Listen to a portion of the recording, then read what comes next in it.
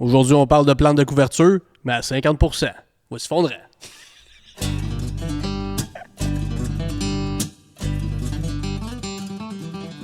Fondrant remercie ses partenaires. Meunerie Benjamin, c'est une entreprise familiale qui accompagne les producteurs agricoles grâce à une offre intégrée en nutrition animale et en semences de plantes fourragères. Forte d'une équipe expérimentée et d'un service personnalisé, l'entreprise se distingue par sa capacité à intervenir à toutes les étapes de l'alimentation animale. Faneuf Équipement Agricole, c'est une grande famille comptant 8 succursales au Québec. Un partenaire engagé qui vous aidera peu importe l'âge ou la couleur de votre machine. Après tout, c'est votre croissance agricole qui compte. GEFO repousse les limites de la nutrition animale de précision depuis plus de 40 ans avec des solutions innovantes et durables. Propulsée par la science, sa technologie de micro-encapsulation, GEFO Matrix, améliore les performances des élevages. La Société d'agriculture de Saint-Hyacinthe, c'est plusieurs grands rendez-vous au service des producteurs d'ici et d'ailleurs. Présente partout au Québec grâce à ses événements phares, le Suprême laitier, Expo Champs et le Salon de l'agriculture, elle fait briller notre milieu agricole. Parce que faire rayonner et valoriser notre agriculture, c'est aussi ça, cultiver l'avenir. Construction des landes, ainsi que la récolte des cantons. Fondrant est disponible sur YouTube, Patreon et Spotify pour l'écouter assis tranquillement dans ta voiture ou ton tracteur. Bonne écoute. Salut, Brad. Bonjour. En forme? Ben oui, toi? Ben oui. Hey, c'est vide, hein? Ben oui. Maudit. À l'aube du printemps comme ça, Ouais. on perd du monde. Caroline. Du monde occupé, Ouais. Mais sujet plus sérieux aujourd'hui, hein, que le dernier épisode. Ben oui.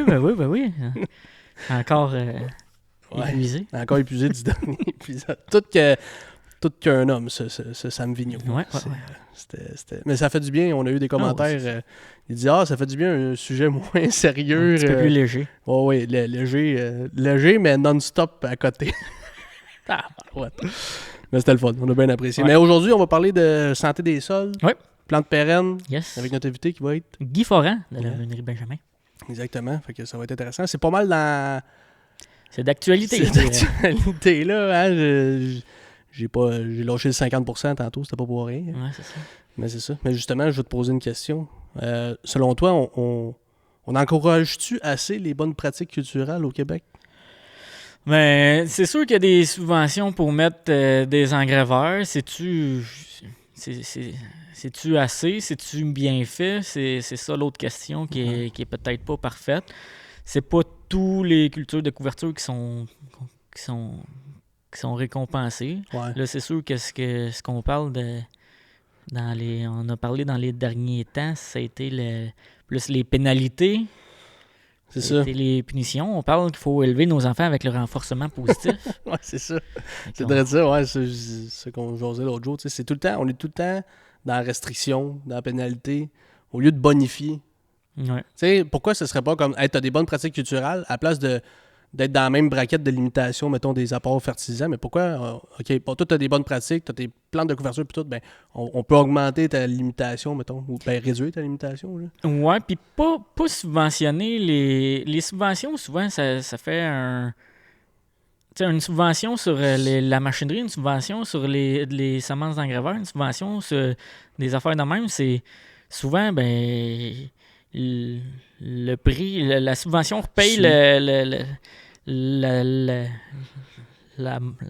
l'augmentation Ouais, du prix, c'est ça. mettons, là. C'est un tu sais- plaster sur un bobo qui, des fois, est même pas là, mais Puis les subventions pour les engraveurs, ça repaye le stock. Tu sais, c'est ça. tu sais, ça repaye pas le passage, ça repaye pas l'arrosage pour le détruire. S'il y a à détruire, Mhm. c'est tout ça. tu Ouais, sais. c'est ça. Puis on est tout le temps ça reste tout le temps dans l'argent, tu sais. On n'est Ouais. pas, on est subventionné, on est bonifié par l'argent, mais non dans nos pratiques, dans nos Ouais. limitations, dans nos restrictions. C'est tout le temps dans. Ben, vous faites ça, mais attends, on va vous donner ça. On va vous donner ça en montant, tout en montant. Puis là, on se fait dire qu'on a trop de subventions, puis qu'on n'est pas autosuffisant, tu sais. On n'est pas capable de. Mais c'est ça. Mais c'est pas. On va en jaser avec notre invité, là, Yes. justement, là, de Ben ça. oui. Là. Avant ça, on va aller faire. Il est comme déjà fait, notre brin de jasette. Il y a du monde qui va réapparaître. Ouais, il y a du monde qui va réapparaître parce que là, c'est le printemps. Puis on s'est réunis, les gars, puis on a jasé de printemps, mais de la musique aussi qui nous redonne le goût du printemps, puis de la. Ouais, qu'est-ce qu'on écoute après avoir passé les épisodes de Fondrant? Ouais, c'est ça, exactement. Mais le printemps, ça veut dire aussi des fois le goût de prendre une petite bière. Ben oui, on serait On là. s'en hein. rouvre une. Santé. Santé. Ça, c'est bon pour le printemps. Ça. Donc, on vous laisse écouter le Brin de Josette pour ceux qui sont abonnés sur notre Patreon. Si vous êtes curieux de savoir c'est quoi le Patreon, ben c'est facile. Vous allez sur le site de Patreon puis vous ajoutez Fondran ou vous faites dans la recherche sur le site Patreon Fondran. Vous allez tomber sur tous nos éléments exclusifs. Parce que quand on parle tout le temps de Brin de Josette Patreon, segment Patreon, ben c'est ça, c'est là-dedans. Yes. Fait qu'on vous laisse écouter ça puis on se rejoint tantôt pour l'inviter. Fait du bien hein, d'écouter de la musique entraînante. Oh, vraiment. Mais moi, des fois, j'aime bien un petit moment de silence. Ah ouais? Ouais. Des fois, là, je me riais. Mettons, t'es dans le char puis tu mets rien pantoute. Bon, mais là, tu te mets à réfléchir. C'est pas bon, ça. Non, t'as Faut pas que tu fasses ça. Réfléchis pas. Arrêtons de réfléchir. Ouais, c'est ça. Hey, on est prêt à recevoir notre invité, je pense. Yes, fait qu'on reçoit un agronome qui va être sollicité pas mal dans les prochains mois. Ça se peut, oui. Ouais. Fait que c'est Guy Forand qu'on reçoit de la Meunerie Benjamin. Bonjour, Guy. Salut, Ça va bien? très bien. Merci de venir au podcast. Ben, ça fait plaisir. C'est le fun. On a été contacté par Andrea, puis dire hey, j'aurais une proposition d'invité là, à venir jaser de sujet quand même important, la santé des sols. Un sol pas en santé, ça rapporte pas grand-chose, je pense. Hein? Ça commence par ça. Ouais, c'est ça. C'est la base de la pyramide. Très ça. Ben, pour commencer, j'aimerais ça que tu te présentes pour les auditeurs, s'il te plaît. Guy Forand, agronome. Je suis un agronome qui a fait un agronome spécialisé en sol au niveau du bac, au niveau de la maîtrise à Laval, le bac à McGill. OK. Et puis c'est une passion. C'est vraiment une passion qui a duré, ça va bientôt faire 45 ans. Puis j'ai touché à peu près à tout. De l'archi-conventionnel aller jusqu'au biologique et toute la patente. Fait que Les deux opposés. Les deux opposés. Puis c'est ça. Quand t'es un gars de sol, quand t'es un gars de sol, t'es plus attiré par l'écologie, mettons, que peut-être d'autres disciplines là, qui... Ça va de soi. Hein? On dirait que le conventionnel va plus avec l'économie, puis le bio va plus avec l'environnement.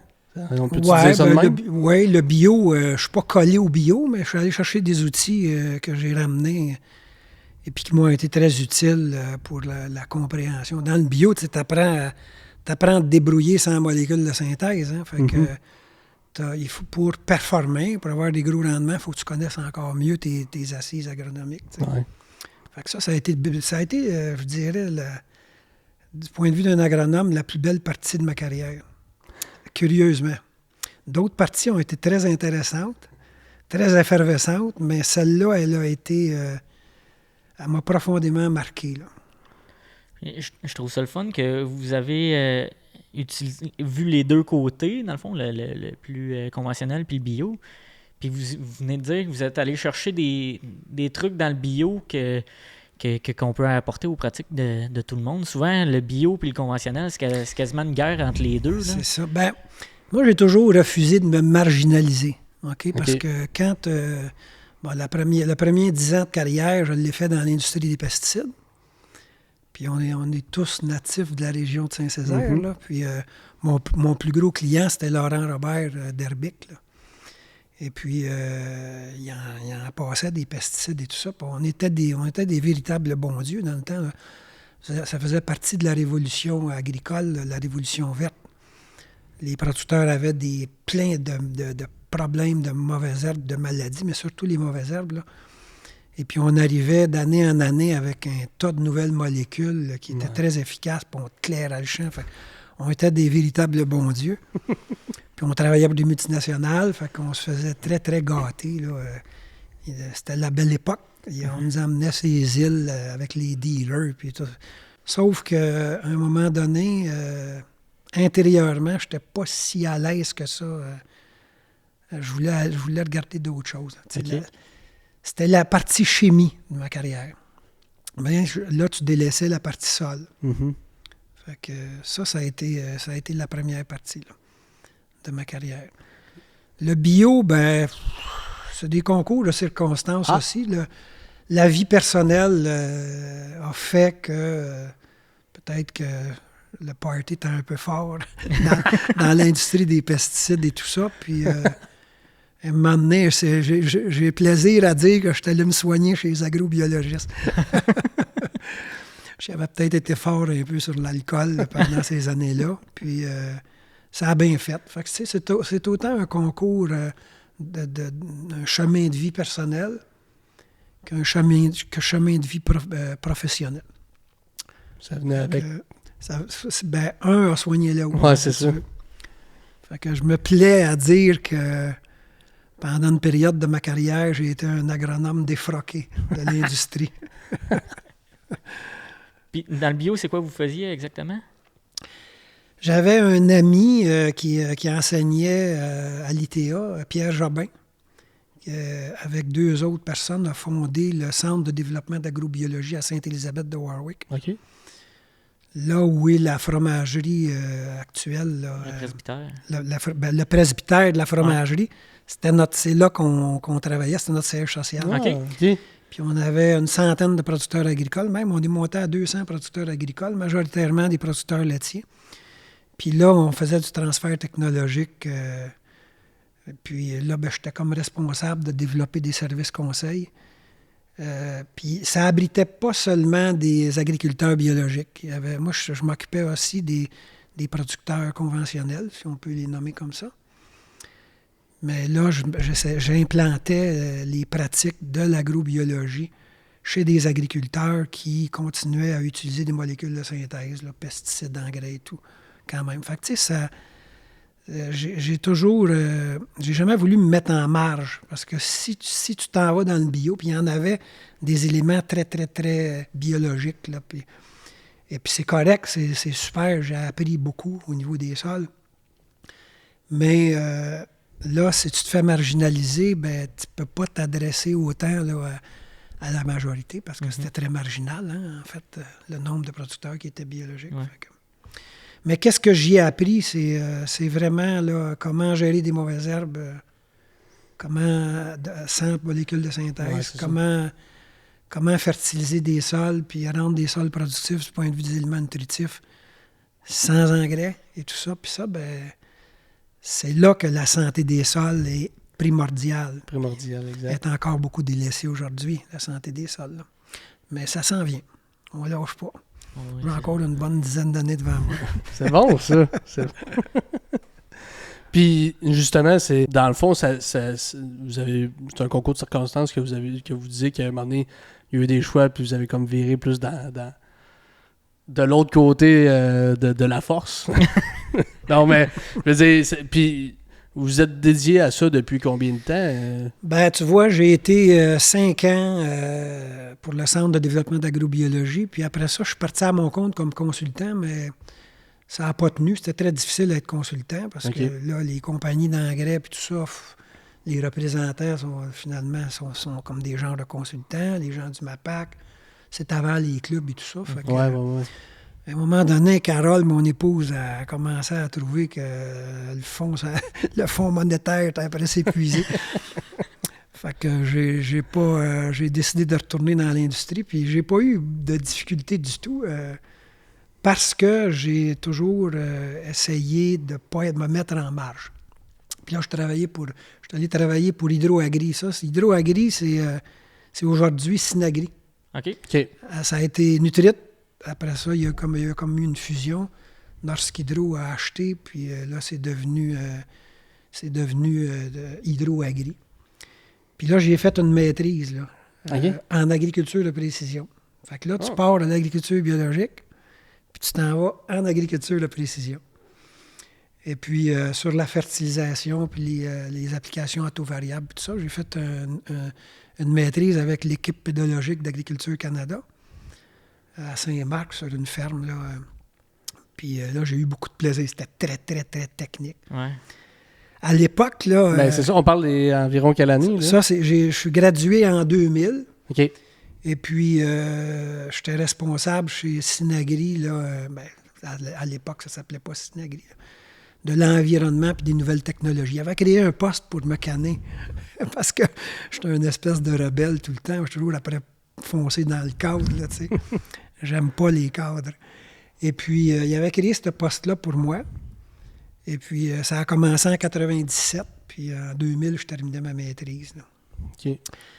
Fait qu'en fait, faut se référer à l'époque. Hein, Ben, Je me vois encore dans le champ en 4 roues. Puis on avait des espèces de, tu sais, c'était plus on avait des gros appareils, là. Ouais, c'est ça. Et puis là, on était dans le champ, puis il fallait attendre que 3 satellites puissent faire la triangulation, là. Ah là là, ouais. Puis là, on perdait le signal à tout bout de champ. Ah, c'était l'enfer. Parce qu'il n'avait pas encore débloqué les signaux de l'armée américaine, là. OK. C'était comme, tu sais, tout se passait dans ce temps-là. Ah, ça débutait, là. Tout ce Ah ouais, qui ça est débutait. GPS, guidage, même, là, Ouais, au début 2000, c'était- c'était ça, là. Fait que là, en tout cas, Les fait que grosses boîtes brunes, là, de John Deere, là. Puis le pire là-dedans, c'est que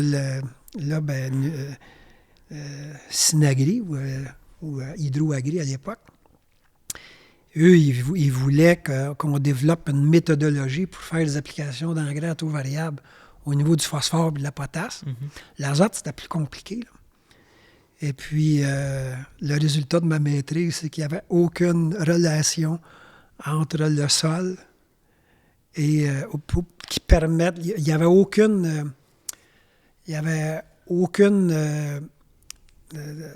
comment je pourrais dire, là, autrement dit, corrélation.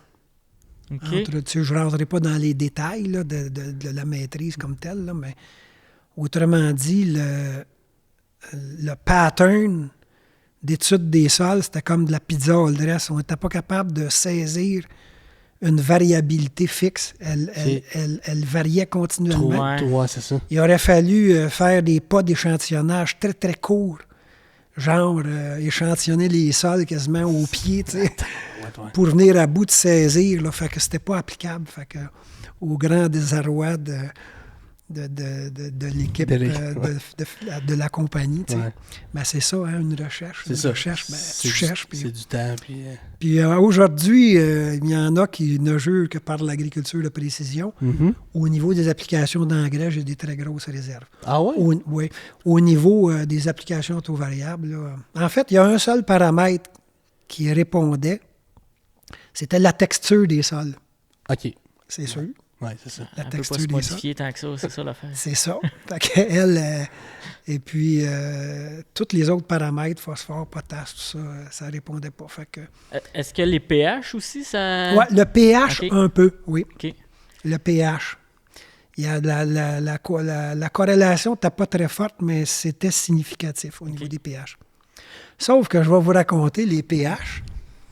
Là, peut-être que je m'éparpille trop. Là. Non, ça m'intéresse. Ouais, c'est intéressant. full, ouais. C'est que les pH, là, on revient à l'époque, là, imagine-toi. O'Larry, la compagnie, on avait fait faire un prototype d'application d'engrais avec 2 compartiments. Ça pesait une tonne, cette affaire-là. C'était pesant. Une tonne, plusieurs tonnes. C'est ça. C'était l'expression, C'est mais la l'expression, réalité... ouais, la réalité. Et puis, le problème, c'est que l'engrais était granulaire. L'engrais était encore granulaire. Ouais. Et puis là, au niveau des convoyeurs, puis au niveau des applications, là, ça passait le temps. C'était pas égal. Fait que le produit à appliquer, puis la mécanique de la machinerie ne permettait pas vraiment une fiabilité des applications. Ça, c'était pour les engrais. Parce qu'on en faisait quand même, malgré que mes résultats de maîtrise disaient que c'était pas corrélable. Mais le pire, c'était la chaux. Puis là, je vais faire mal à l'industrie un peu. Je vous le dis, je suis rebelle un peu. Hein. Et puis là, on regardait le troc à chaud. Puis ça, il y a des bridges qui se font, il y a des ponts, là, parce que c'est très poudreux. Hein. Hey, là, à un moment donné, le camion, il arrivait dans les champs. Et puis là, il y avait un pattern d'application. Puis ça, c'était correct. Le pattern était bien fait. Il y a des endroits où la chaux, il y en avait de besoin. D'autres endroits, il n'y en avait pas de besoin. D'autres endroits, il y en avait moins besoin. Ça, c'était correct. Mais de la chaux, puis un camion d'épandage de chaux, là, c'est pas... ça sort pas uniforme, ça, là. Fait que de temps en temps... Le camionneur, il regardait autour puis, parce qu'il restait du stock dans la boîte. Fait que j'ai toujours pensé, puis j'ai pas peur de mes opinions, pour avoir une bonne efficacité au niveau des chaux. Peut-être que maintenant, je je suis dans le champ parce que les applicateurs ont beaucoup évolué probablement. Là, je parle à l'époque, là, c'était plus rudimentaire. Ben, c'est ça. Mais les granulaires, probablement, la chaux granulaire, probablement, ça serait mieux. Mais je laisse ça là, puis je laisse ça aux spécialistes de la chimie agricole. Oui, parce que tu parlais du taux variable dans les engrais, mais on est plus aujourd'hui dans la précision du taux appliqué. Oui. On est vraiment ciblé là, à ce temps-là. Oui, puis l'agriculture de précision, c'est là, ça a vraiment sa place dans tout le tracking, tout le dosage et tout ça. Là-dessus, j'en conviens, c'est formidable. C'est une évolution absolument. Les capteurs de rendement, ça parle beaucoup. En fait, toutes les photos multispectrales, les satellites, les drones aujourd'hui. J'ai mon petit drone. Là, j'essaye à pas trop être en arrière de mon temps. Là. Fait que ça, c'est la partie, si on veut, où je suis revenu dans la chimie agricole. Et puis là, on a vendu des bateaux d'engrais. Ils s'en vendaient. Fait que... Puis, ça en vend encore aujourd'hui. Il s'en vend beaucoup. Je trouve qu'il exagère un peu sur le prix à ce temps-là. Là, il y a un contexte... J'ai comme l'impression qu'il en profite un peu pour tenir la barre haute. Le pétrole a le dos large. Mais enfin, ça, c'est un autre débat. C'est ça, c'est le marché mondial, à un moment donné, qui fait tout ça. Là. Le marché mondial, il est l'idée par les multinationales qui fabriquent. Hein. Enfin, ça, c'est plus politique qu'autre chose. Et puis là, j'ai fondé le club agro-environnemental Les Patriotes, qui existe encore aujourd'hui. Fait que là, je connaissais beaucoup d'agriculteurs sur le terrain. Puis là, le règlement ces exploitations agricoles arrivait. Mm-hmm. Et puis, il y avait des opportunités. Fait que j'ai réuni une centaine de producteurs agricoles. Là. Ça s'appelait le club Les Patriotes parce que c'était pas mal sur le bord du Richelieu. Là. Puis j'ai été là 5 ans. Okay. Moi, mon rythme, c'était à peu près 5 ans. Ouais, c'est ça. Ou 5 ans. Puis là, j'ai eu beaucoup de plaisir. Là. Puis à un moment donné, un peu le même scénario. Carole a dit, Guy, c'est pas trop payant, les clubs. Dans le temps, c'était moins payant. Aujourd'hui, je pense qu'ils sont mieux organisés. Là, ils ont des meilleurs budgets et tout ça. Mais à l'époque, les agriculteurs, ils mettaient pas trop d'argent dans la patente là, pour payer les agronomes. Là, Et puis là, je suis retourné dans l'industrie pour William Wood. Okay. Là, j'ai pris en charge vraiment là, avec M. Bouvry, qui était directeur général à l'époque. Là. Fait que je m'occupais de tous les produits, là, les litos, puis les produits spécifiques de la compagnie. Puis ça, j'ai eu beaucoup de plaisir à le faire. Ça a un petit côté écologique aussi. Le lito, là, c'est comme une chaux granulée, puis tout ça. Fait que j'ai fait ça 5 ans. Ah. J'ai fait ça 5 ans. Et puis là, ça veut dire que chez Benjamin, on sait combien de temps qu'il reste. Mais elle a la meilleure partie. C'est toute l'expérience. Ouais, c'est ça, tout le bagage. Je n'ai plus grand place où aller. Là. Alors, là, j'ai le côté entrepreneur est revenu. Là. Et puis, c'est ça qui m'a amené là, dans l'industrie des plantes fourragères. OK. Pourquoi les plantes fourragères? Parce que je suis un gars de sol. Puis un gars de sol, les plantes fourragères, vous savez, ça va bien ensemble avec la santé des sols. Hein? Si tu fais du maïs, c'est un retour de prairie, tu sais qu'est-ce que ça fait comme rendement. Hein? Ouais. La santé des sols est là. Fait que tu as mis du carbone en masse dans le sol. Fait que ça d'ailleurs, au niveau de mes études, là, autant au niveau du bac que de la maîtrise, on parlait beaucoup de l'aspect biologique des sols, l'importance du carbone dans le sol, puis le drainage, la compaction, toute la chimie, mais beaucoup la physique des sols est importante. Fait que là, j'ai fondé une compagnie semencière avec Belle-Île. Belle-Île avait un slogan à l'époque là, qui était « Faites confiance à vos fourrages ». Ah. Mais je m'excuse pour Belle-Île, mais il n'y avait pas grand monde qui connaissait c'était quoi des fourrages au niveau de la production. Au niveau de l'alimentation, c'était une autre chose. Alors, à ce moment-là, Yann Turmine, qui était président de Belle-Île, on a commencé à se cruiser un peu, là, puis à se parler dans les salons de l'agriculture, puis tout ça. Puis, à un moment donné, il m'a fait un offre de venir travailler pour lui, pour les aider à peut-être agir mieux techniquement en amont de l'alimentation pour améliorer la production fourragère. Je me rappellerai toujours. Puis là, ben, j'ai dit, ça m'intéresse, mais si tu veux que j'aille, on va se partir d'une compagnie. OK. Il dit, ça marche. Oh, tabouère, OK. Ah. Il m'a un peu déjoué, le cher. Là. Parce que Ouais. Bellil, avant, il était seulement dans l'alimentation. Oui, il était seulement OK. dans l'alimentation. Il ne vendait aucune semence fourragère. Et puis là, je me rappelle, là, Yann Ben-Akmoda, il m'achète un beau bureau en haut, là, de chez Bellil, à Saint-Mathias. Puis là, ben, je me vois là de laisser mon job chez William Wood, qui était très bien rémunéré, là. Et puis me ramasser devant mon beau bureau neuf. J'avais aucun fournisseur.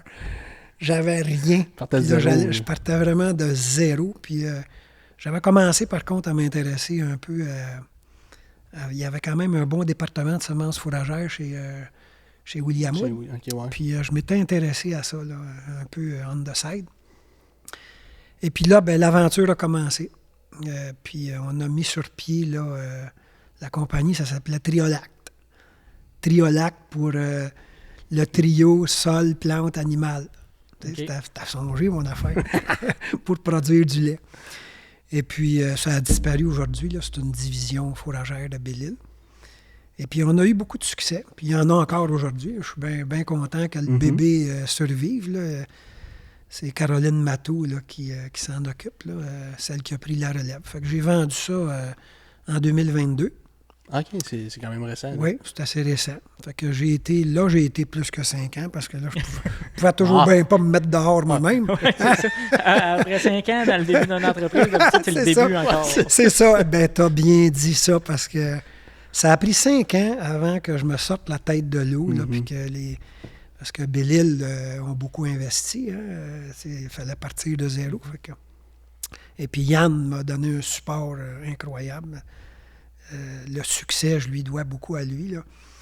Et puis là, on s'est mis à avoir du succès après 5 ans. Puis on a pas mal brassé d'affaires, notamment les taux de semis, les espèces, les graminées accompagnées avec les légumineuses et tout ça. Fait que, sans trop rentrer dans les détails, là, on a développé une manière de faire tout à fait différente en matière de production. J'avais un slogan à ce moment-là là, que j'avais mis de l'avant. C'était de la RTM à plein champ. Ah. OK? Fait que, OK. parce que les nutritionnistes, eux, balancent de l'énergie et de la protéine. Hein? Mhm. Alors là, je me suis dit, ben pourquoi on ne commencerait pas dans le champ? Puis de la protéine, ben, c'est beaucoup les légumineuses, notamment la luzerne. Puis l'énergie, c'est plus les graminées. Là. Si on met de côté le maïs en silage, là, qui est naturellement une partie importante des rations laitières. Là.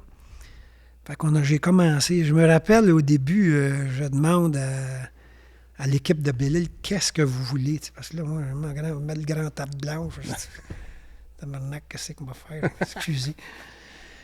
Fait que là, ils ont dit 2 choses. Ils ont dit, on aimerait que tu développes des techniques qui vont nous permettre un rendement aussi élevé dans les fourrages que dans le maïs en silage. C'est un bon OK. défi. Oh, Oh, boy. palais. OK. J'ai pas réussi. J'ai pas réussi. Ah, c'est un bon défi, là. La deuxième chose qu'ils ont dit, c'est que les vaches laitières détestent le changement dans les rations. Ils sont très sensibles. Hein, tu sais. Le rumen prend beaucoup de temps avant de se replacer quand tu fais un changement dans l'alimentation. Là, tu sais.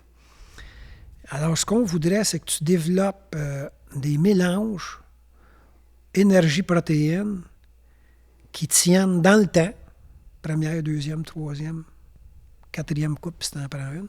Puis dans l'espace, ça habite comme dans le trou moins bien drainé, que le producteur va toujours récolter un équilibre de prairie où, étant donné que la balance entre la graminée et la légumineuse est là, bien, la balance, quand tu vas mettre ça dans la RTM, entre l'énergie et la protéine, va suivre. Et voilà. Alors, c'était le défi qu'ils m'ont demandé de relever. Puis on a eu beaucoup de plaisir à faire ça. Puis on a pas mal réussi. Alors là, ben c'est ça. Fait que ça, c'était une très belle époque. Puis la qualité des sols, là, je tripais parce que les prairies puis la qualité des sols, ça va ensemble. Mhm. Fait que ça a duré Ça a duré 13 ans, cette affaire-là. Voilà. Ouais. Mais c'est pas fini. Là, GIAG, Ouais. Jacques No, Mhm. on a étudié ensemble. On s'est OK. toujours suivis, tous les deux, pas mal. On n'avait jamais eu l'opportunité de travailler ensemble. Et puis là, Jacques était après mettre sur pied le programme Ferme laitière engagée pour la réduction des gaz à effet de serre. Puis là, c'était un contrat qu'il avait obtenu avec un transformateur qui était General Mill. Ah oui, OK, Il y avait ouais. eu beaucoup d'argent Ouais, de General ouais. Mill, qui avait une usine de yogourt ici à Saint-Hyacinthe. Et puis là, les prairies, c'était important pour séquestrer du carbone, Mhm. puis mettre de la vie dans le sol, puis tout ça. Fait que là, on s'est parlé tous les deux, puis on dit, là, je vais aller travailler avec l'équipe d'agronomes chez le GIAG pour promouvoir les prairies sur les fermes laitières qui étaient engagées dans le programme Ferme laitière engagée. Mais là, ça a été difficile un peu. Là. Je ne suis pas quelqu'un qui est très... c'est peut-être des encadrements plus... c'est pas plus du domaine public, mais quasiment. Puis c'est comme les firmes d'ingénieurs un peu. Tu marches au temps, puis là, tu as des cahiers de temps, puis tout ça. J'ai jamais été très confortable là-dedans. Plutôt libre-penseur et indépendant, puis habitué d'être mon propre patron. Là, fait que, Peut-être un peu moins terrain aussi. Non, c'était très terrain très quand terrain, même, OK. oui. Mais il y a eu des difficultés. C'était pas facile, hein, la réduction des gaz à effet de serre. Ouais, Hein. Je parlais à Jacques récemment, là, je te dis que je lui lève tout un chapeau. C'est quelque chose. L'objectif 2050 de carboneutralité, là, c'est quand même, dans les fermes laitières, là, c'est quelque chose là, quand même. Est-ce que c'est possible? Je sais Tout même. à fait. Oui? Tout à fait possible. C'est tout à fait possible. Puis ça, je l'ai bien compris, mais je suis pas sûr que tout le monde le comprend. Ben, c'est ambigu, là, un peu. Si tu... Jacques, à un moment donné, me fait un calcul assez simple. Puis là, j'ai pas les chiffres en tête, mais si tu augmentes les sols de 0,5 de matière organique, OK, dans les sols, puis que tu fais le calcul, puis que tu répartis ça sur pas l'ensemble de la ferme, juste une certaine partie de la ferme, là, OK. une ferme laitière, là, j'entends. Ouais. Là. Quand je dis une ferme laitière, c'est une ferme bien balancée entre la superficie en culture et la grosseur du troupeau. Là, tu sais. Mhm. Je te parle pas d'un gars qui a 30 vaches puis 3000 acres de terre. Là, tu sais, c'est pas, Ouais. Là, tu sais, ça ça se peut prend que ça se répartisse, un ouais, équilibre laitier. Là. Si tu augmentes le taux de matière organique un peu dans les sols, puis que tu regardes dans l'épaisseur de 30 cm, 0,5 de matière organique, puis tu fais le calcul, tu transfères ça en quantité de carbone amené, séquestré dans le sol, c'est absolument faramineux la quantité de gaz à effet de serre que tu te trouves à séquestrer. Et c'est là la solution. D'un demi%, ça vient là, augmenter. je dis des chiffres. Si ma mémoire est bonne, c'est à peu près un demi-pourcent. C'est pas facile. Non, c'est pas facile. Celle-là, je m'en allais. 0,5 c'est pas un gros chiffre, mais c'est beaucoup quand Oui, même. ouais. Sauf Oui. quand on parle de 3, 2, Ouais. 3, 4, en tout cas. Pour Ouais, ça. mais Dépendamment, ouais. mais il faut que tu te donnes le temps de la rotation. C'est ça, parce que c'est là que toutes les stratégies, culture de couverture, intercalaire, fourrage pérenne, très important, gestion des fumiers, tu as un paquet de choses. Là. Mais c'est vraiment là, à cet endroit-là, si on travaille fort à ce niveau-là, qu'on va pouvoir avoir des fermes carboneutres. Parce que Qu'on ça a un coût, ça aussi, d'intercalaire, d'engrais de... Oui, ça a tout un ça. coût, mais l'agriculture conventionnelle a un énorme coût aussi. Environnemental. Puis... Oui. Puis contrairement à ce que je pensais, les engrais azotés, j'aurais pensé, moi, quand on a vu les premiers bilans carbone, que ça aurait été énorme. Puis le fuel, ça aurait été énorme. Ben, on se fait dire ça, que Ouais. l'engrais azoté, c'est... C'est important. Ouais, que c'est ben, important, quasiment un puis problème, il puis faut qu'il y a des bien places. la gérer et tout les- ça. Les pets de vache qui... Ben, c'est pas les pets, là, c'est plus La digestion. la fermentation Ouais. entérique. C'est vraiment ça. Je veux pas dire de conneries, parce que c'est déjà un peu loin dans ma tête. Là. Je dirais que ça doit être autour de 50% de la production de gaz à effet de serre. Fait que... Mais la clé est dans les sols. Puis au niveau de l'économie, là, je pense que les agriculteurs ne saisissent pas à quel point, je reviens sur mes prairies, à quel point que de mettre plein de carbone dans les sols agricoles viennent améliorer plusieurs aspects. Ça ne règle pas les problèmes de compaction et de drainage. Là. OK? C'est pas une magie, ça, là. Mais je reviens à mon exemple de tantôt. Sur des retours de prairies, la gestion de l'azote au niveau de la production du maïs grain ou du maïs en silage ou des céréales, ça prend beaucoup moins d'azote. Beaucoup moins d'azote. C'est quoi ça? Puis comment ça se fait que c'est toujours là que tu sors tes meilleurs rendements? Ça, je pense que les agriculteurs ont du cheminement à faire à ce niveau-là. Et puis là, ça me fait un peu sourire de voir le ministère de l'Environnement, là, il ne s'appelle plus de même, mais whatever, là, qui est en train de vouloir mettre un peu au pas les producteurs agricoles au niveau des cultures de couverture, là, 50 puis tout ça. Je ne me suis pas impliqué dans ce dossier-là. Mais je pense que les producteurs agricoles ne réalisent pas à quel point leurs sols sont dépourvus de matière organique, de carbone et d'activité biologique. Puis ils se sont pas vraiment assis, puis les agronomes aussi, beaucoup d'agronomes, pour comprendre ça. Puis oui, ce sont des coûts, mais l'agriculture actuellement, elle est très coûteuse aussi. Elle ne se fait pas c'est si facilement que ça. Alors, tout ce qui va avec les semis directs, le travail réduit, la gestion des matières organiques, la gestion des fumiers, tout ça, si on met tout ça ensemble avec des cultures de couverture, je pense qu'on peut y arriver à ce 0,5 %-là. Puis, je ne me rappelle pas vous inviterez Jacques Nou à en parler. Parfait. Ça serait sûrement quelqu'un qui pourrait mieux développer ce sujet-là.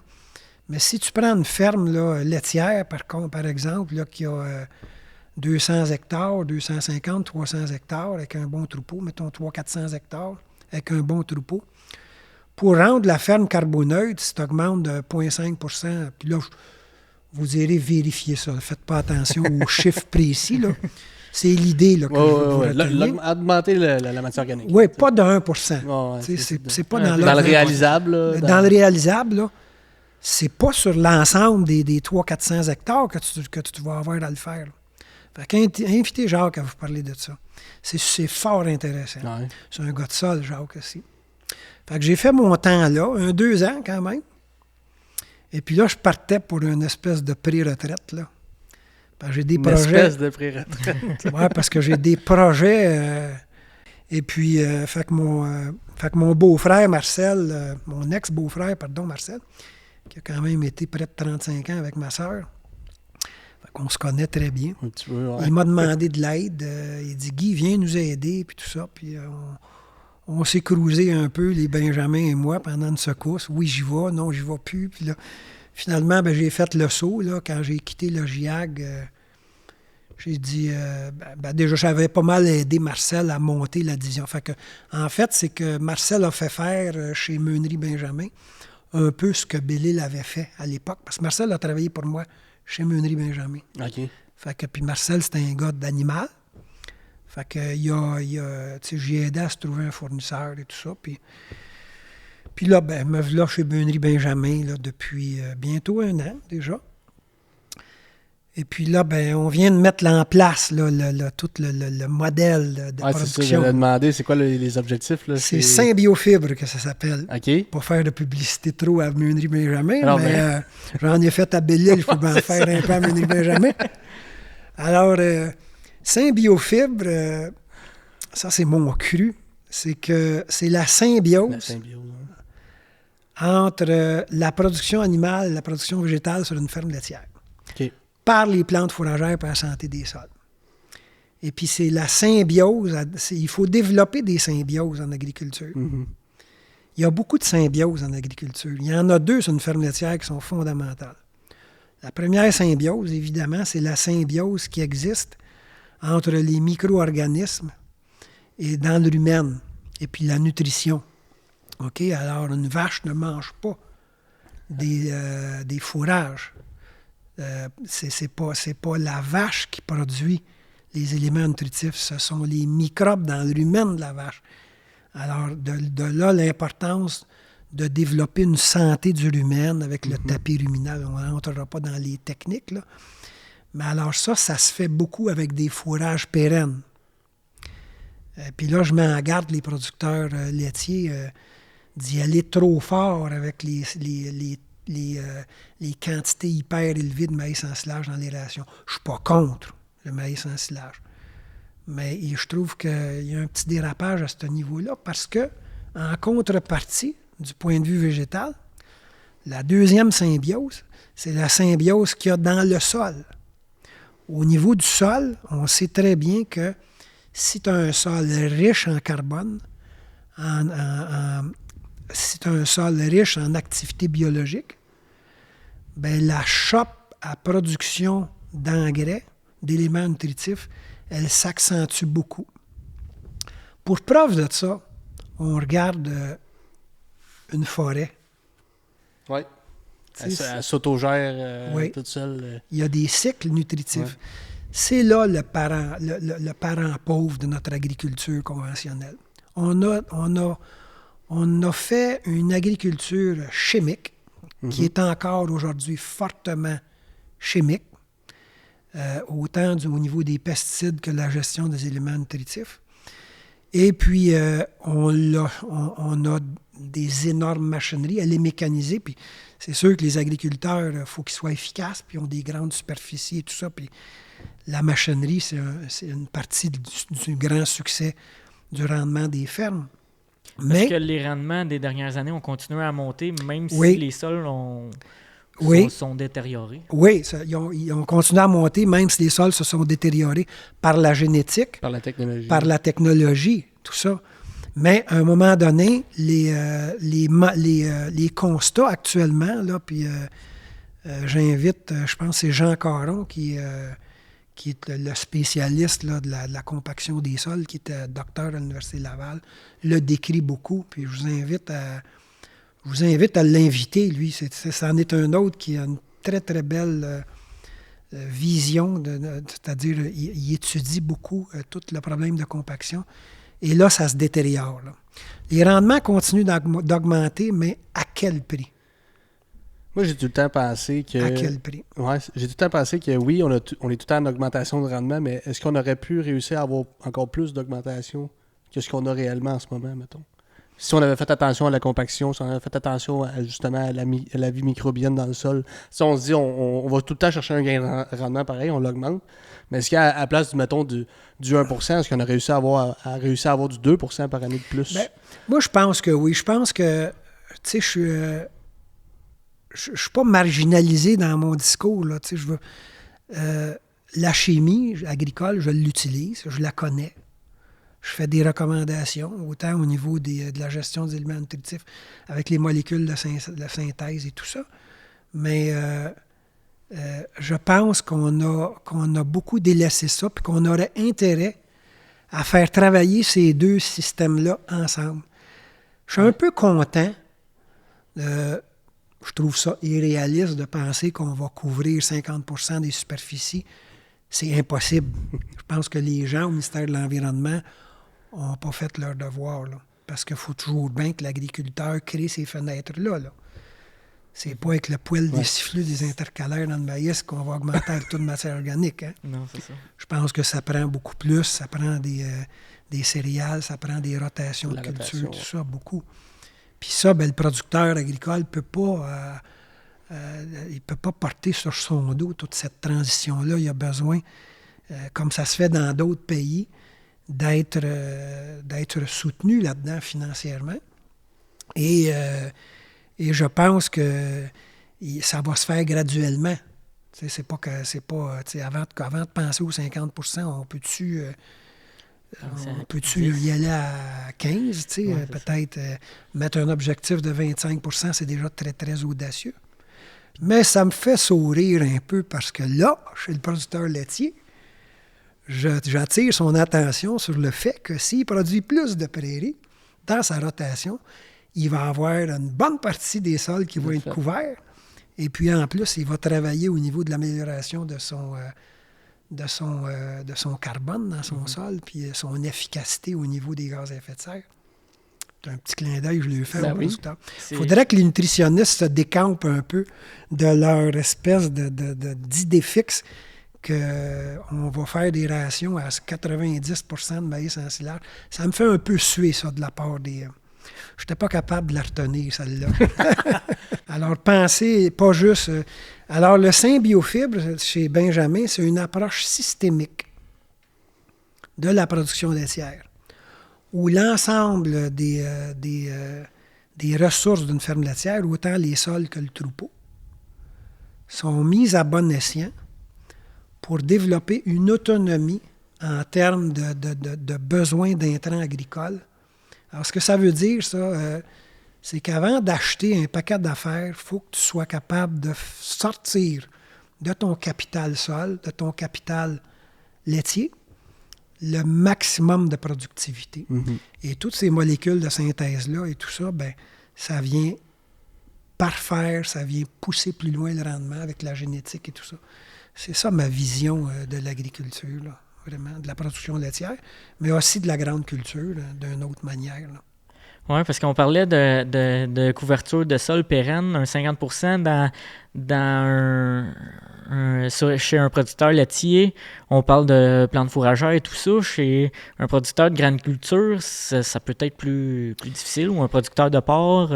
Bien, je pense que là, la solution réside, puis encore une fois, c'est une question de coût. Tu sais?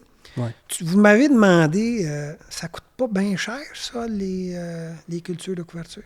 Je vais te répondre, ça coûte pas bien cher, ça, les engrais. Tu sais, un instant, là, si tu regardes là, le coût des intrants, il est faramineux. Là. Puis la situation des agriculteurs, là, je regrette, là, mais elle ne s'en va pas en s'améliorant au niveau de ce qui lui reste dans les poches. OK? Fait que c'est sûr que pour être un peu plus précis dans ma vision de comment mettre sur une ferme de grande culture des couvertures végétales, bien là, il va peut-être falloir sortir un peu des stratégies. Il ne faut pas que ça coûte cher. On va mettre de la moutarde avec un petit peu d'avoine qu'on va prendre dans le silo. Tout ça. Si c'est ça ta stratégie, je pense que là, puis là, il ne faut pas que ça coûte cher. On va le produire nous autres mêmes, parce qu'il ne faut pas que ça coûte cher. Bien là, tu es aussi bien de ne pas en faire. J'exagère un peu là, pour vous faire ressortir que je pense qu'on doit partir, premièrement, avec les céréales d'automne. Okay. On doit essayer de faire des doubles cultures dans le système de rotation.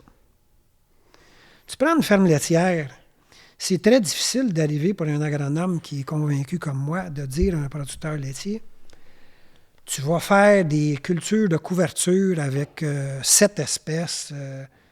Ben là, il te regarde, il dit, j'ai ma prairie, Christy, c'est pas assez, ça, elle est belle ma prairie, tout ça, puis ça en est, ça, de... La culture de couverture. Ben moi, ce que j'essaie de développer, puis ce que j'ai déjà développé, c'est ce qu'on appelle, oui, on va utiliser des céréales d'automne, mais si on fait des cultures de couverture, bien, on va s'arranger pour que ces cultures de couverture-là puissent être récoltées pour nourrir le troupeau. Mm-hmm. Alors, le profil de ton implantation de culture de couverture que tu vas faire, mais il faut que tu t'arranges pour le pouvoir récolter. Les céréales d'automne sont fabuleuses là, à ce niveau-là. Des céréales d'automne comme le triticale qui prend de la popularité là, chez les producteurs laitiers. Elle est très populaire en Ontario. Ça va se développer au Québec, là, c'est en train. Les seigles, le blé d'automne, l'orge d'automne. Maintenant, il y a de l'orge d'automne qui va commencer à se faire. Ces cultures-là, ça prend des légumineuses aussi. Parce que ce qui est fabuleux de la légumineuse, c'est qu'elle importe beaucoup d'azote gratos, là, hein, de l'air du sol. Là. Mm-hmm. Fait que ces cultures-là, céréalières, c'est très facile d'abriter des cultures de légumineuses en dessous. Et puis là, si tu implantes ces cultures-là, puis tu implantes aussi une légumineuse en dessous, tu t'en viens au printemps, tu peux les récolter comme fourrage.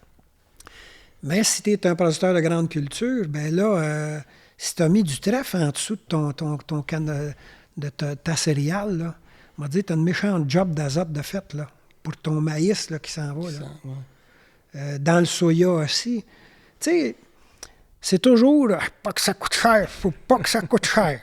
Ben, faut pas que ça coûte cher, mais là, tu sais, on peut pas dire là, qu'on a fouillé bien gros là-dedans, tu sais.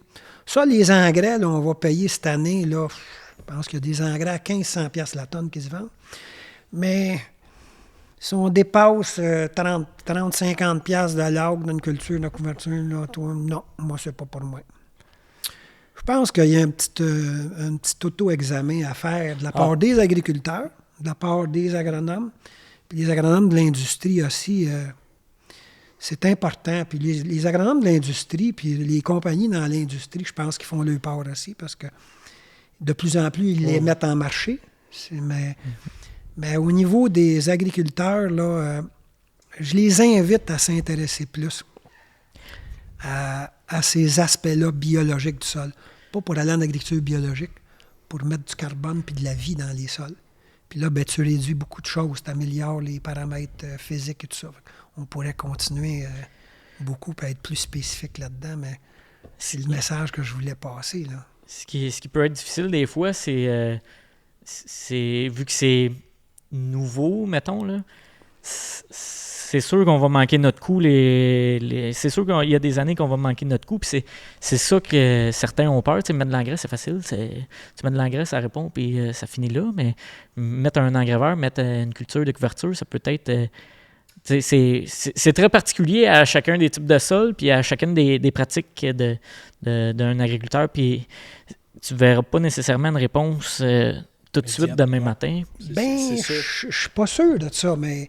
C'est sûr qu'il y a de la mise au point technique à faire, mais si tu implantes une céréale d'automne, puis c'est sûr, là, c'est plus facile dans l'industrie laitière parce que tu récoltes le fourrage en verre, OK? Mais il y a quand même des possibilités de mettre des intercalaires de légumineuses dans des cultures céréalières. Oui. Mais c'est certain que tu as une job de fait au niveau de l'azote. Au prix que l'azote se vend, là, c'est pas trop long que tu vas le rembourser l'achat de tes semences. C'est sûr que tu ne partiras pas à mettre 500 acres là-dedans, mais je pense qu'il y a quand même du savoir-faire actuellement qui est disponible pour les producteurs, mais qui est boudé de la part des agriculteurs, puis c'est boudé par méconnaissance, par peur, par... Ben c'est un peu ça que je voulais dire. C'est sûr que... Peur de manquer le coup. Tu sais, mettre de l'engrais, c'est facile. Il faut dire qu'il y a une méchante armée de conseillers actuellement qui ne vont pas dans ce sens-là. Puis l'agriculteur, là-dedans, ben, à un moment donné, c'est plus trop qui écouter. Là, c'est sûr que... Quand j'arrive avec ces discours-là, je suis un producteur de grande culture, puis il ne me connaît pas trop, puis il n'est pas trop ouvert. Là. Le gars d'engrais est pas mal plus populaire que moi. Mais il ne m'a pas écouté. Pas écouté dans le sens où il est bien libre, il est boss de son entreprise, il peut bien m'envoyer chez le bonhomme. Mais je demande à ce que les producteurs s'intéressent plus à ces aspects biologiques-là de la production. Et je les invite à cesser de réfléchir toujours champ pour champ, expertise par expertise, se reculer puis regarder le paysage de leur entreprise d'une manière systémique. Ça manque. On réfléchit par expertise. On ne réfléchit pas dans...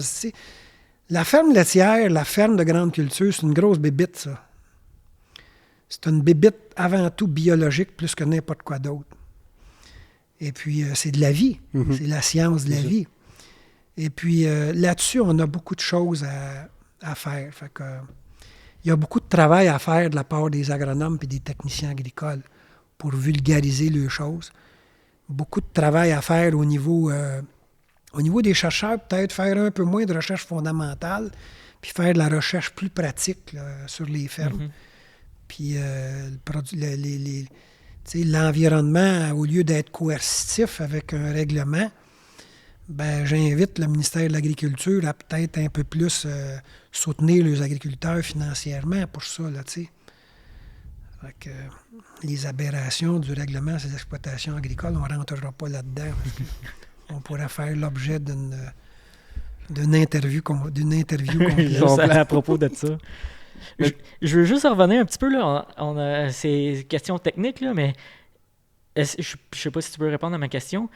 Mettons une céréale d'automne avec un trèfle dedans qui vient à une bonne hauteur, quelle quantité d'engrais tu peux déterminer que tu descends? Je sais que ça peut être relatif à bien des conditions, mais... Oui, c'est à bien des conditions, mais la fixation symbiotique des légumineuses est faramineuse. On la sous-estime beaucoup. J'ai fait, pendant plusieurs années, là, dans mon époque agrobiologiste, là, et puis après, quand je suis revenu dans l'industrie, là, quand je suis revenu avec les clubs agro-environnementaux, j'ai fait beaucoup de tests en dosant de l'azote à différents niveaux. Là. On partait au niveau dans une production de maïs grain, sur des retours de prairies ou des retours de légumineuses. Okay. Et puis, je partais là, j'avais toujours une bande zéro engrais. Mm-hmm. Okay. Ensuite, là, on allait à 50 unités d'azote. Après, 100 unités d'azote, 150 puis 200. Puis on essayait d'aller chercher la courbe de réponse. Et puis, ça prenait pas beaucoup d'azote pour sortir du gros rendement. On observait les plants, là, puis c'est pas le gars d'engrais, puis c'est pas Guy Forand là, avec ses connaissances qui va dire qu'est-ce qui va se passer. Je disais toujours aux producteurs, c'est ton plan de maïs. Puis quand je me penchais pour regarder comment le plan de maïs, quand est-ce que le plan de maïs allait casser? Ouais. Hein? Puis tu te penchais, puis tu regardais là, l'espèce de V qui se fait, là, où est-ce que c'est que les feuilles jaunes montent de plus en plus. Il est en train d'aller chercher son azote à même les feuilles, à même le plant. Bien, ça, c'était beaucoup, puis on prenait les rendements aussi. Mais c'est sûr que là, à un moment donné, arrête. Là. Ouais. C'est pas le trophée de l'environnement que tu veux gagner, c'est un bon rendement économique. Économique, exactement. Okay? Mais mon expérience, moi, m'a appris que on sous-estime beaucoup la capacité des légumineuses. Quand j'étais au centre quand j'étais, c'est-à-dire là, avec Jacques Naud, chez Logiag, à un moment donné, j'ai fait comme une étude pour savoir combien d'azote fixe les différentes légumineuses. Puis j'ai été surpris de voir la quantité d'azote qu'un trèfle blanc pouvait apporter au sol. Je suis resté surpris, selon des études des gens, des chercheurs. Parce que on pense toujours la luzerne puis le trèfle rouge, c'est vraiment les deux gros. Mais il y a d'autres légumineuses, comme les petits trèfles. Puis eux sont plus faciles à gérer. Dans la grande culture, ils ne te montreront pas pour te tacher ta bine. Puis affaires de exactement. Le soya, là, c'est plus difficile, là, on s'entend. Mais tu sais, c'est ce que je veux dire là-dedans, c'est que a-t-on vraiment vérifié ces choses-là? Non, c'est ça. Je pense que non. Puis c'est tellement relatif d'une ferme à une autre que faut que tu le fasses le test, faut que tu l'essayes chez vous, puis tu vas voir comment ça répond, puis d'une année à l'autre. Oui, parce que le potentiel de tes sols n'est pas pareil à l'intérieur même de ta ferme, selon les parcelles. Tu sais, c'est sûr que quand tu es dans du Saint-Urbain ou du Kierkowski, là, les plus belles séries argileuses là, du Québec, ou à peu près, là, il y en a d'autres belles séries argileuses aussi dans la région de Québec, puis de la Pocatière et tout ça. Là. Je ne veux pas tout donner au centre-ville agricole qui se pètent les bretelles, qui ont les plus belles terres. Hein, si on les envoyait produire à Matane, ils seraient déculottés. En tout cas. Mais c'est certain que quand tu montes sur le piémont des Appalaches ou sur le piémont des Laurentides, là, avec les variabilités, ou bien non, en Estrie, c'est pas la même réalité. Là, je suis tout à fait d'accord. Là. Le défi est encore plus grand. Ouais. Mais, ferme par ferme, tu tu sais, en tout cas, c'est un peu... oui, c'est des mises au point techniques, du transfert technologique qu'il faut qu'il se fasse ferme par ferme. Je suis tout à fait d'accord avec toi. Puis tu conseillerais quoi à faire des tests par bande, des tests plein champ? Ben, tu sais, faut que t'en fasses une superficie représentative. Là, tu sais, moi, le gars qui va m'acheter, t'en prendre 2 poches, tu sais, non, fais-moi pas chier, laisse faire. On appelle ça des poches sympathiques. Là, c'est comme dans le temps du maïs sympathique. T'sais. On vendait pour Mycogène, puis on essayait de compétitionner contre Pionnier, puis les producteurs nous avaient bien à binette. Là. On réussit à lui passer 10 poches. On appelait ça du maïs sympathique. Ben, tu sais, faisant une superficie pour que tu puisses voir un peu qu'est-ce qui va se passer, puis qu'on puisse... tu sais, que tu arrives avec ta batteuse, là, au moins tu as de quoi remplir une wagon, puis la peser, tu sais. Il faut que tu en fasses suffisamment. Puis le faire aussi dans des conditions représentatives. Ouais, c'est une autre affaire. Le gars va te planter dans un champ qui est tout croche, puis tout, là, tu sais. Ça, c'est l'autre point. T'sais. Si ton sol, t'es bourré de compaction, t'es mal drainé, tu sais, là, à un moment donné, ça t'aura pas de résultat. Une chose qui est importante à comprendre, c'est qu'une prairie, une culture de couverture multi-espèces, ne décompactera pas un sol. C'est pas vrai, ça. Une luzerne, là, elle va descendre, puis la racine va fourcher, elle va virer, elle va faire un L. C'est pas ça. Faut que tu fasses ton travail pour améliorer ta structure des sols. Créer des zones préférentielles où les racinaires vont pouvoir descendre. Tu sais, je rentre un petit peu dans la technique. Là, mais tant qu'à essayer quelque chose, tu y vas dans ton potentiel disponible. Oui, là, tu sais, oui. Puis il y a des sols où est-ce que c'est que tu auras beau passer une sous-soleuse et tout ça, il va se refermer. Tu sais, tu as des génétiques de sol, des espèces de tiles glaciaires. Tu as un beau sol pas trop profond, puis en dessous, tu n'y arriveras pas. Ouais. C'est comme du mix à ciment. Ouais, c'est ça. Tu as toute de la gravelle sortie de toutes les différentes grosseurs, puis ça finit dans un sable grossier, puis ça finit dans un beau petit limon, là, puis tout est pacté bien dur. Qu'est-ce que tu veux faire, là? À un moment donné, il faut que tu fonctionnes avec les limites de ton potentiel. Les sols ont une génétique aussi. Il faut les connaître, là. Oui. C'est une base. Ça commence à faire pas mal de verbiage, ça, là. C'est parfait. C'est super intéressant. Oh, c'est vraiment intéressant. Ouais. Tu conseillerais quoi de bord? C'est arrivé avec... pour emmener... Tu sais, tu parlais de mettre, mettons, du trèfle dans le blé, dans les céréales. Mais dans le maïs, on parle d'intercalaire. On ferait... Ben, les intercalaires, on a commencé à faire du maïs aux 60 pouces. Là. J'ai vu ça. Il y a peut-être se rapprocher un petit peu. Là. Ouais, c'est détassé en tabarouette. Peut-être le 60 pouces, là, ils sont allés loin. Le nez à maïs, puis... Tabarouette, mais en tout cas, c'est pour le nez à maïs, tout ça. Mais planteur. c'est sûr que les maïs sont fulgurants au niveau de la canopée, la densité de la canopée. Ça donne pas beaucoup de chance là, aux intercalaires. Là. C'est sûr que ça va toujours, selon moi, rester limité, les intercalaires, à cause de cette énorme compétition-là. Avec peut-être là, qu'il va falloir ajuster au niveau mécanique un peu plus. Là, il y a les bandes alternées aussi. Mais ça ne sera pas simple. Non, c'est ça. Ça ne sera pas simple. Mais c'est ça. Puis pour un...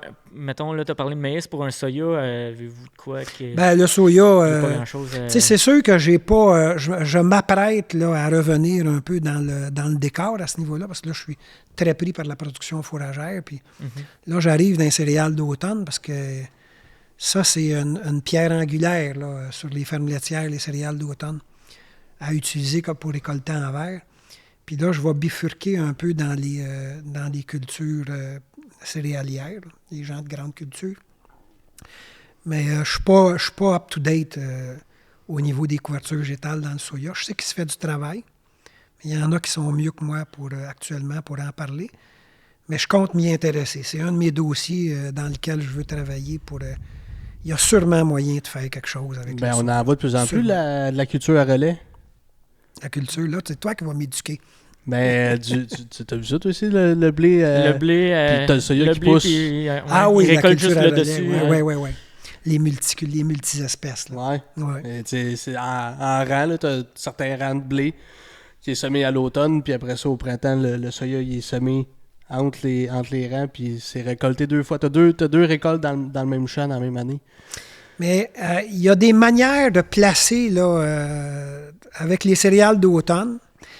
Quand tu suis une récolte de céréales d'automne, tu as assez de fenêtres pour implanter une multi-espèce là, très, très, très, très efficace.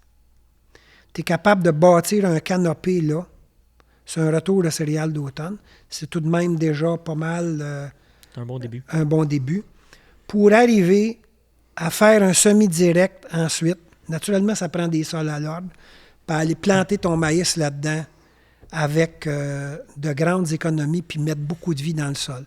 Je dirais que des cultures multi-espèces, là, je n'entrerai pas dans les détails des multi-espèces, mais moi, j'estime que ça peut valoir jusqu'à 60%, jusqu'aux 2/3 des bénéfices d'une prairie pérenne. Mais quand je dis multi-espèces, là, je ne dis pas 3 espèces. Il ne faut pas 5, 6, 7 espèces. Faut pas Mais gérer. quelle espèce? Ouais, c'est ça. Ouais. Là, il faut les gérer parce que ça, c'est une chose qui est difficile à faire dans les prairies.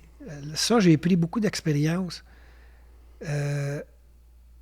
L'archétype d'une belle prairie, c'est un beau champ de luzerne quasiment pur. Hein? C'est beau visuellement. Belle luzerne, oui. Visuellement, c'est beau.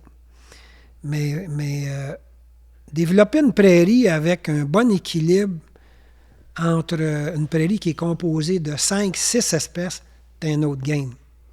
Puis faire en sorte que les espèces ne mangeront pas à laine sur le dos, que ça va rester équilibré, ça m'aura pris 10 ans à faire ça. Arriver à faire ça. OK? Avec des graminées qui étaient hyper agressives, puis encore aujourd'hui, les taux de semis recommandés sont beaucoup trop élevés sur certaines de ces C'est espèces-là. ça, je voulais venir, tu en as parlé un peu tantôt. Et puis tu sais, moi, je vois comme, il y a comme 2 étages. Hein? Il y a comme l'étage, le cœur de la production, c'est-à-dire l'arbuste de la luzerne et du trèfle, qui sont plus arbustifs. Et puis, tu packs cette matrice-là avec des graminées full. Là, tu densifies ton peuplement. OK? Ça, c'est un niveau. Mais il y a le niveau d'en bas. Où est-ce que c'est que tu vas fixer de l'azote, tu vas lutter contre les mauvaises herbes, tu vas améliorer les conditions de sol, puis quand ta prairie va commencer à être plus clairsemée, ça va envahir le terrain. Et puis, ça va continuer à produire de l'azote symbiotique et tout ça. Ça, c'est quelque chose que j'ai assez bien réussi dans les prairies. C'est un peu la même logique qu'il faut faire avec les cultures, ces espèces de multi-espèces-là. C'est la voie que je pense, moi, qui va être à suivre. Là.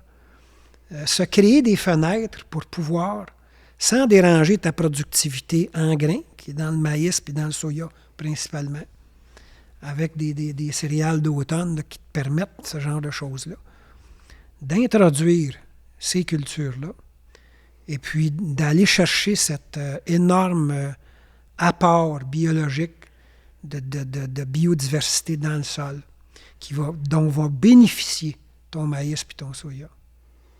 Là, tu réfléchis moins en termes d'engrais. Ça en prend de l'engrais. Ouais. Ça prend les deux. Ça va t'en prendre moins.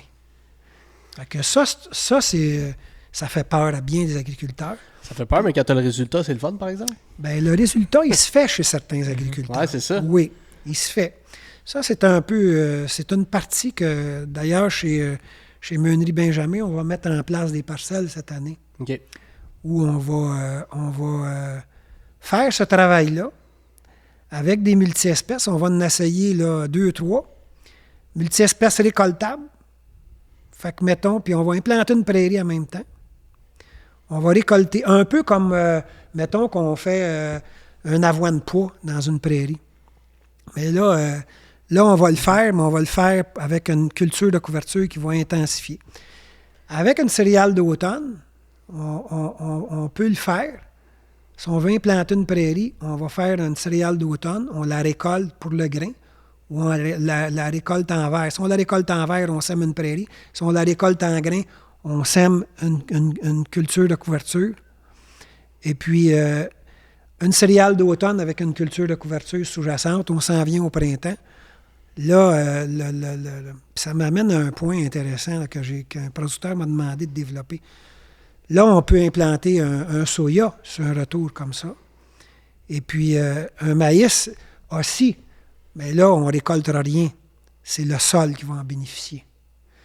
Un agriculteur à Saint-Alexandre, à un moment donné, est écœuré de se faire toujours sauter ses luzernes. À chaque année, on a passé... Ouais. C'est plus facile, là, les 2-3 dernières années. Là. On a eu des... Mais on a eu des sucrés. Là. Il y en a une, là, j'en ai vendu en Cibonac des graines de semences fourragères cette année-là.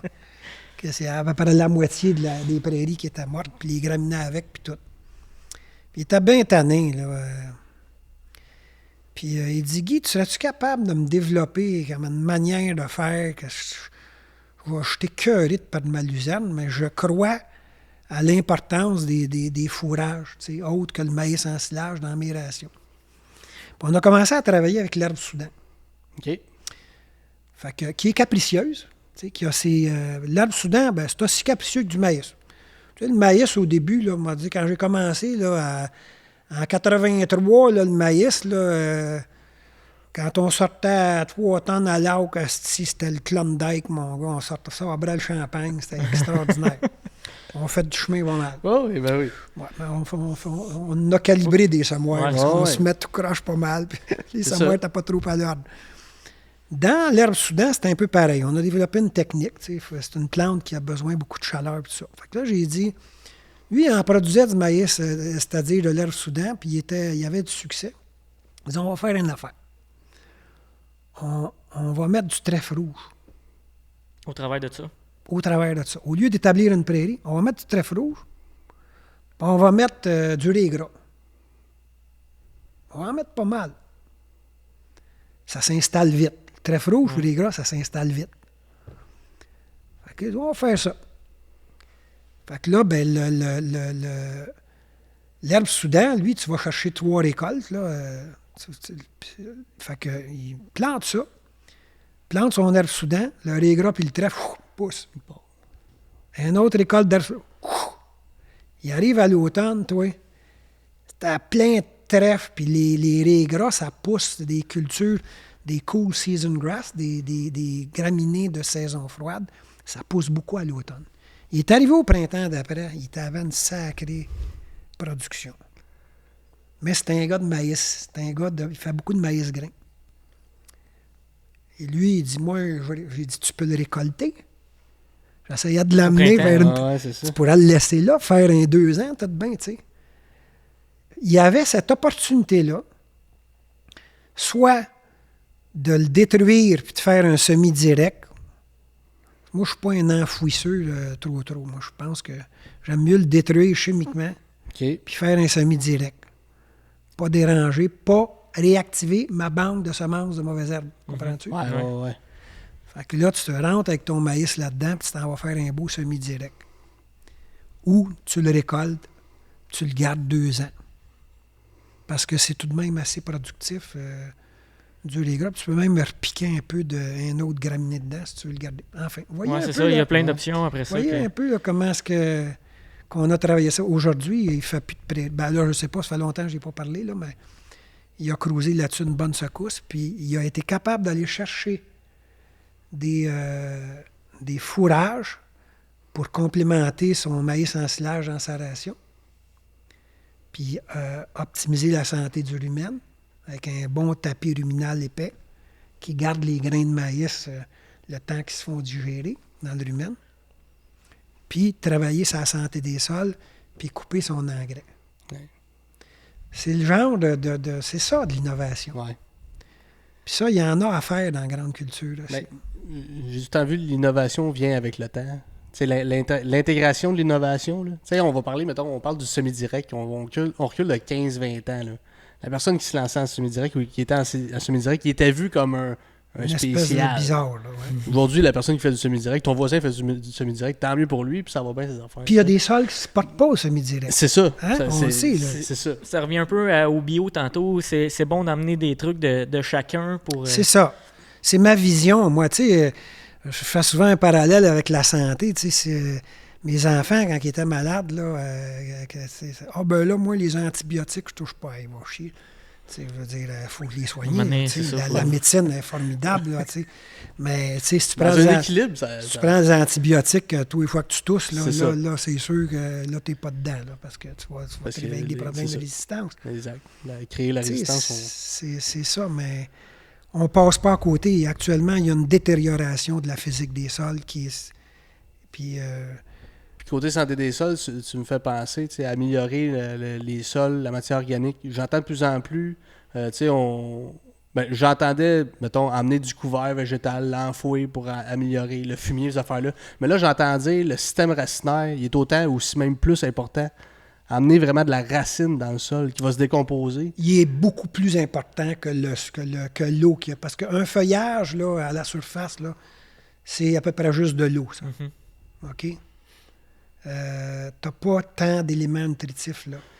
Mais la rhizosphère, là, il se passe du stock en tabarouette. OK? Ça, c'est important. Ça me fait un peu suer quand on arrive et qu'on fait des implantations de culture de couverture 2 fins. Alors, j'implante une culture de couverture qui va être récoltée au début de septembre, mettons, sur une ferme laitière. Et puis là, le producteur n'a pas droit à sa subvention parce que tu as récolté. Oui, c'est ça. Ça, ils ne sont pas dedans, là. Je lui dis, là, je lui parle d'en face, ils ne sont pas dedans, mais pas pantoute. C'est pas un critère. Ce qui se passe en dessous au niveau des racines puis de la rhizosphère, c'est saprement plus important que le dessus, la canopée du dessus, là, c'est c'est-tu que 90%, c'est quasiment rien que de l'eau. Je te dis pas que c'est pas important. C'est important pour une foule de choses, là. Les vers de terre adorent ça. Ils en tirent dedans, puis ça fait du mulching, puis tout ça, là, c'est bien. Mais au niveau de la biodiversité, du carbone, puis de la structure des sols, puis toute l'amélioration des sols, c'est en bas que ça se passe, pas en haut. C'est vraiment d'apporter du stock dans le sol. Dans le sol. Puis c'est là que le carbone... c'est là que ça se passe. C'est là que tout se passe. Chose du coq à l'âne, là, mais tantôt, on a parlé de mélange, cette espèce-là, cette espèce de quoi de même. Des fois, on va passer des mélanges à 20 espèces. C'est-tu trop pour rien? Oui, ça, c'est trop. Parce que là, tu vas te perdre. C'est parce que tu ne réussiras pas. Tu sais, le défi, puis je vais mettre l'épaule à la roue un peu, là. Le travail que j'ai fait avec les plantes fourragères, il n'a pas été fait tant que ça dans les multi-espèces à 5, 6, 7, 8 espèces. Ce que je vois, c'est que il y a certaines des espèces qui restent à terre, puis je l'ai essayé aussi dans mon multi-espèces pour récolter. J'ai vu, puis j'ai cessé ce travail-là quand je suis allé chez Logiag, puis tout ça, là. Mais j'ai vu qu'il y avait certaines espèces que pour la quantité que tu avais mis de semences, il n'y avait pas un bon équilibre. Mm-hmm. Une embarquait complètement sur le dos de l'autre. Ouais, ça, c'est un travail qu'il faut qu'il soit fait, là, tu sais. Le dosage est très important. Des fois, tu vas... Parce qu'on se dit, la logique est comme... j'entends ça de temps en temps. Mettons, tu as 5 espèces. Tu as la recommandation, si cette espèce-là est semi-pure. Fait que là, tu as 5 espèces. Fait qu'on va diviser par 5. Ou bien non, tu sais, ça ne tient pas de bout, ça. OK. Parce que dans les fourrages, là, une graine de semence de dactyle, ça m'agent pas trop. Ouais. Parce que tu vas avoir une belle prairie de dactyle. Hein? Ouais. Fait que ça, là, je pense que la recommandation est encore à 5. Moi, je suis à 1,5. Puis des bouts, j'ai envie de la baisser à 1. Pourquoi? Parce que je veux pas qu'ils embarquent sur le dos des autres. Là. Tu veux permettre de l'espace à toutes les espèces. Ça, c'est pas juste le taux de semis qui fait ça, c'est l'agressivité interespèce. Ça doit être travaillé, ça. Là, il y a du travail à faire à ce niveau-là pour arriver avec quelque chose de plus équilibré au niveau de ton mélange, là, tu sais. Puis ça, il faut l'essayer pour le voir, dans le fond. Ben, on a déjà des pistes quand même. Ouais. On les connaît, là, tu sais, on ne part pas de zéro avec ça, mais oui, il faut les essayer. Ça, c'est au niveau du développement là, qu'il faut faire ça. Là. Ça demande... Ça peut être des projets de R&D, ça peut être des projets là, chez les gens de club et tout ça. Là. C'est les gens qui encadrent, même dans les gens de compagnie aussi. Il y en a dans les compagnies qui... des semenciers dans les compagnies, là. C'est un peu... tu sais, je veux mettre un bémol là-dessus. L'agriculture moi, que je travaille pour une compagnie, que je travaille pour Meunerie Benjamin, que je travaille pour Belle-Île, que je travaille pour Synagri, pour moi, c'est un médium de réalisation. Que je travaille pour un club. Puis, des gens compétents, il y en a partout. Puis des gens incompétents, il y en a aussi partout. OK? Alors, ça m'écoeure un peu cette espèce de confrontation qu'il y a entre les agronomes soi-disant puristes, que je nommerai pas dans quelles organisations ils travaillent, et les autres, j'en ai un peu contre ça. On est des agronomes, on est là, on a une éthique, et puis il faut travailler tous ensemble, tu sais. Fait que on a besoin de tout le monde. Ouais. On a besoin des agriculteurs surtout. Oui. Pas d'agriculteurs, ça marche pas, mon affaire. Non. On aura faim. Un petit peu. Mais je suis quand même optimiste dans tout ce que vous avez dit. Puis, tu sais, oui, peut-être qu'on n'est pas...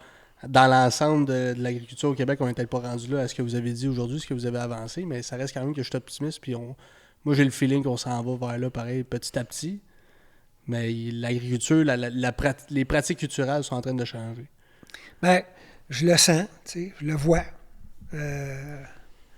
Moi, les agriculteurs, je les aime. Tu sais, c'est sûr que Mais de temps en temps, je ne suis pas toujours d'accord, là, puis, mais c'est tellement gros. Tu sais, les entreprises qui ont à gérer, c'est tellement complexe, tu sais, que c'est facile de juger, là.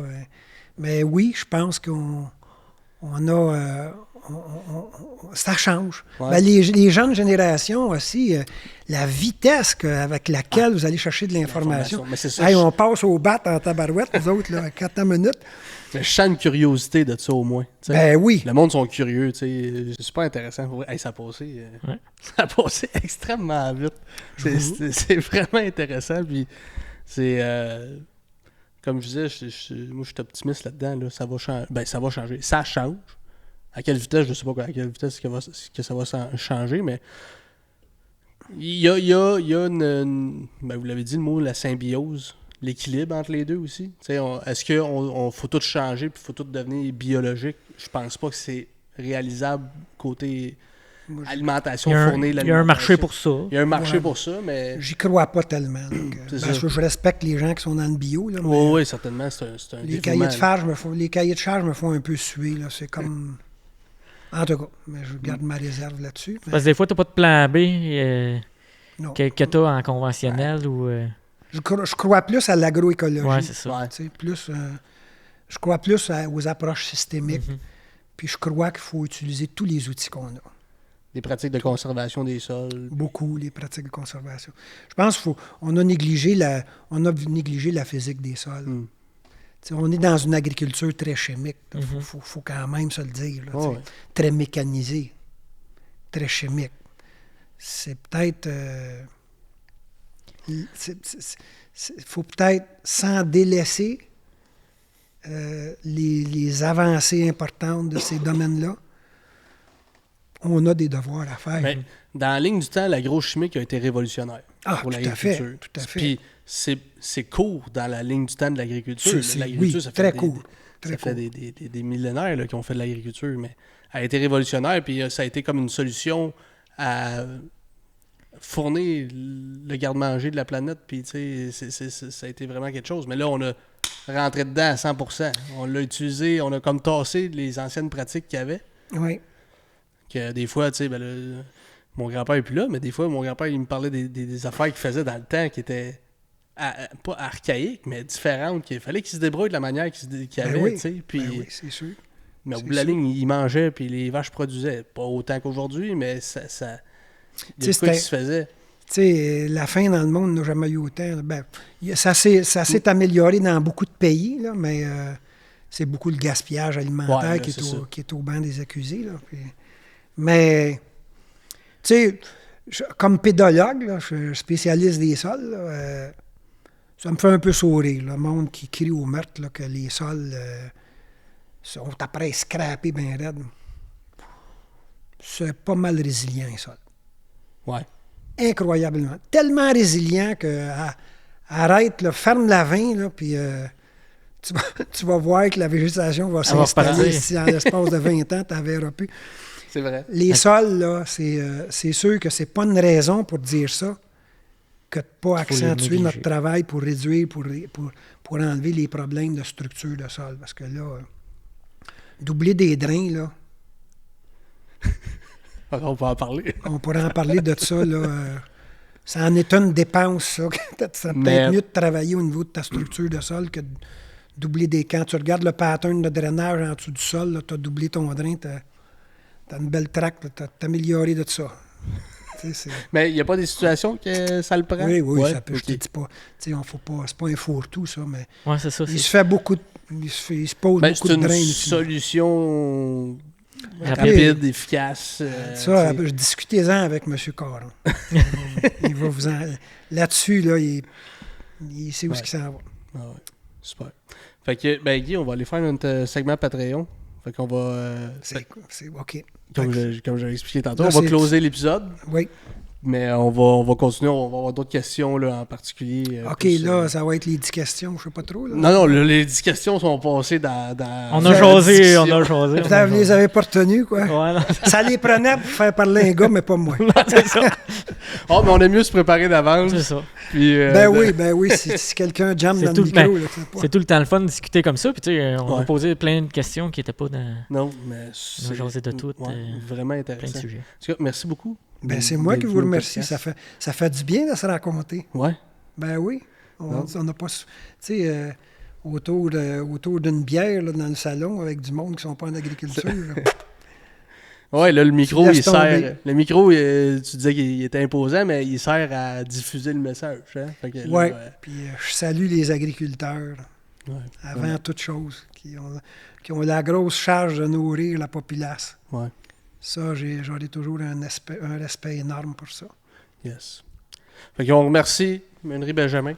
Oui, merci. On remercie les équipements Faneuf, Construction des Landes, Jeffo. On a des super partenaires. On a aussi la Société de l'agriculture pour le local. On a une super belle place. Et la récolte des cantons pour la bière. Yes. On remercie nos auditeurs. On remercie nos auditeurs. Si vous avez aimé ça, ben, partagez. Mais j'espère que vous avez aimé ça parce que nous autres, on a aimé ça. Pour vrai, c'est super bon. Ouais. Fait que oui, partagez, likez, donnez des commentaires. Dites si vous avez essayé des choses, là, c'est super intéressant. Si vous avez essayé des affaires sur vos terres, là, écrivez-les. C'est un partage de connaissances. Ben aussi. Oui, c'est ça aussi qui fait beaucoup changer les choses. Ben si on regarde tout de notre côté, puis on a peur de dire qu'est-ce qu'on a fait, puis qu'est-ce qu'on a fait en bien, puis qu'est-ce qui n'a pas marché aussi. Ben, surtout ce qui n'a pas marché. Ouais, c'est ça. Pour ne pas le répéter. C'est ça qui fait avancer. Fait que... ça sert de discussion, dans le fond, ce qu'on fait là. Ça ne veut pas dire qu'on a la solution, là, mais si chacun s'aide, puis chacun dans ses régions, dans ses types de sols, souvent en agriculture, on a chez nous, puis on voit juste chez nous. Fait que c'est le fun de pouvoir se promener, puis se promener maintenant sur les réseaux sociaux, c'est facile. Ça implique que tu forces le cadre un peu. Exactement. Même dans le contexte économique difficile, puis dans la régie hyper intensive là, d'une ferme aujourd'hui, il faut quand même que tu ailles fesser dans le cadre de temps en temps. Si tu veux sortir de tes sentiers battus, puis raisonnablement. Exact. Très bien dit. Fait que, on va aller faire notre segment Patreon. On a 3 petites questions pour toi. Moi, je reste assis ici. Oui, tu restes assis là. Ah, OK. Mais ça se peut qu'on divague. Moi, j'ai l'impression qu'on va peut-être divaguer sur nos questions. Donc, merci beaucoup tout le monde. On se dit à la prochaine. Merci.